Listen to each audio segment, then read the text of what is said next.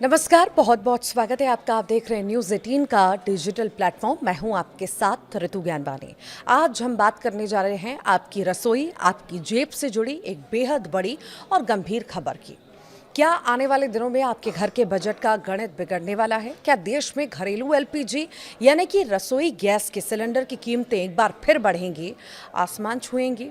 ये सवाल अचानक इसीलिए क्योंकि भारत से हजारों किलोमीटर दूर एक अंतर्राष्ट्रीय समुद्री रास्ते पर बहुत बड़ा संकट अब खड़ा हो चुका है।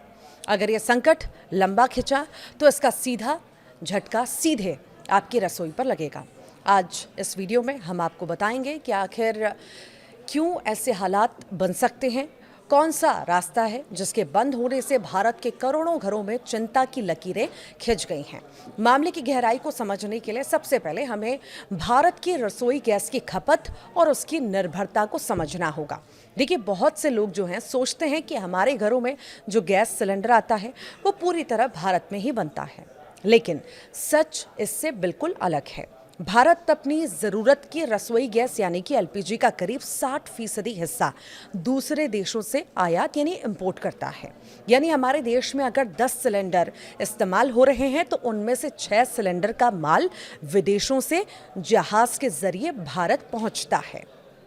हम घरेलू स्तर पर केवल 40% गैस ही तैयार कर पाते हैं।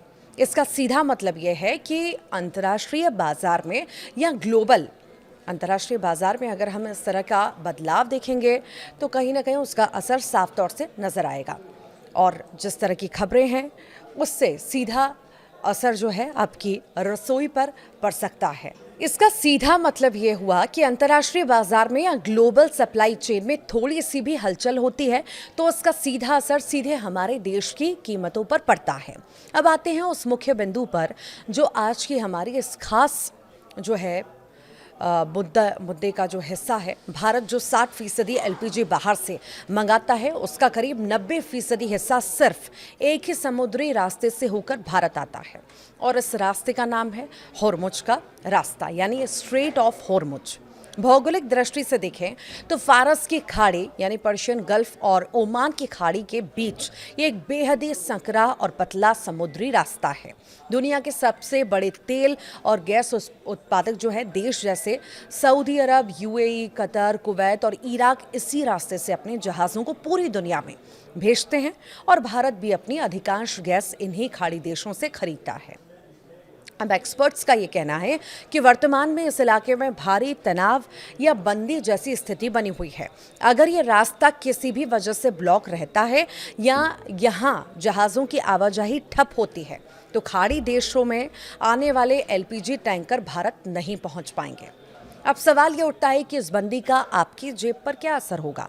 तो देखिए, अर्थशास्त्र का एक सीधा नियम है, मांग और आपूर्ति, डिमांड एंड सप्लाई का नियम है।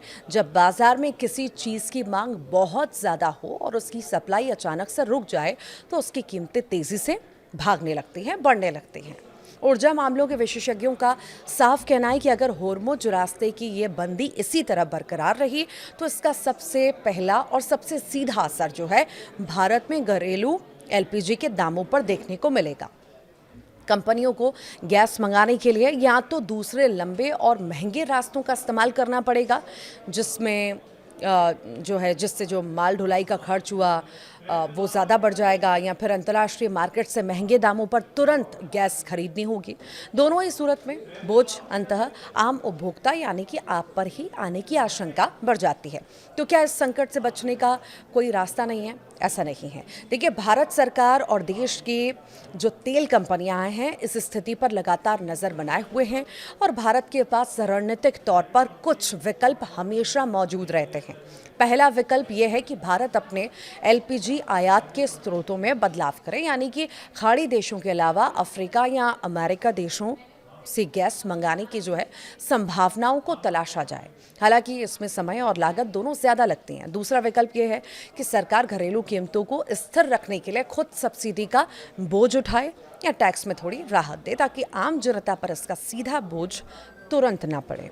बेशक वैश्विक परिस्थितियां इस समय चिंताजनक जरूर हैं और होर्मुज रास्ते का संकट हमारी रसोई के बजट को हिलाने की पूरी क्षमता रखता है और आने वाले हफ्ते इस बात के लिए बेहद महत्वपूर्ण होंगे कि अंतर्राष्ट्रीय स्तर पर इस गतिरोध को कैसे सुलझाया जाता है। हम उम्मीद करते हैं कि यह संकट जल्द टलेगा ताकि आम आदमी की रसोई पर महंगाई की आंच ना आ पाए। इस पूरे मामले पर आपकी क्या राय है? कमेंट बॉक्स में ज़रूर बताइएगा।